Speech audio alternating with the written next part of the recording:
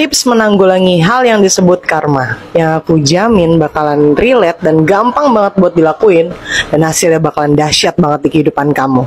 Terkait tentang hal ini, memang ini adalah hak prerogatif Allah.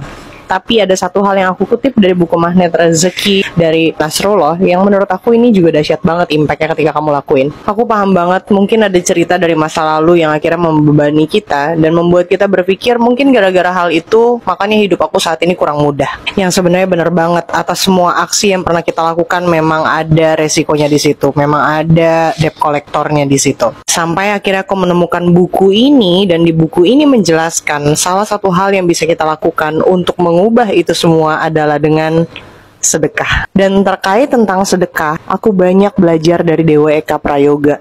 Dia ada ngulik terkait tentang sedekah dan penjelasannya tuh dahsyat dan gampang banget buat dimengerti. Aku bakalan ngutip beberapa sedekah yang akhirnya dahsyat banget di kehidupan aku. Ada sedekah senyum, ada sedekah ilmu, ada sedekah makanan, ada sedekah dalam bentuk uang, itu juga bisa dari kitabisa.com.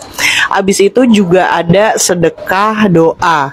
Dan yang paling dahsyat itu adalah sedekah brutal. Yang pertama terkait tentang sedekah ini, di saat kamu lagi merasa cukup sempit, malah itu dia dahsyatnya. Yang kedua, yang namanya sedekah itu nggak akan pernah salah. Kalau kamu kasih ke saudara-saudara kita yang kurang mampu, harapannya itu akan berdampak dahsyat untuk mereka. Dan kalau misalnya kamu ngasih kepada orang yang berkecukupan, harapannya kamu bisa jadi inspirasi buat mereka untuk melakukan sedekah juga. Nah, kira-kira kalian punya cerita nggak terkait tentang dahsyatnya sedekah?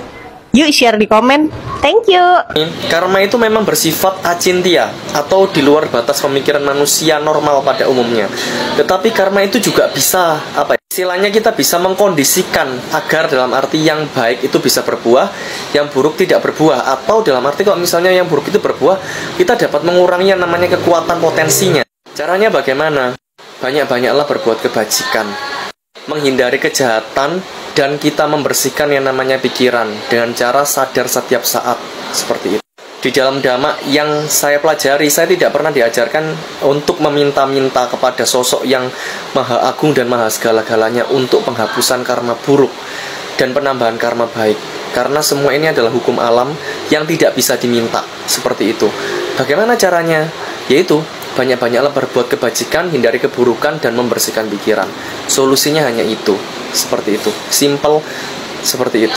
Dan yang penting kita berniat baik kepada siapapun. Ini seperti itu aja.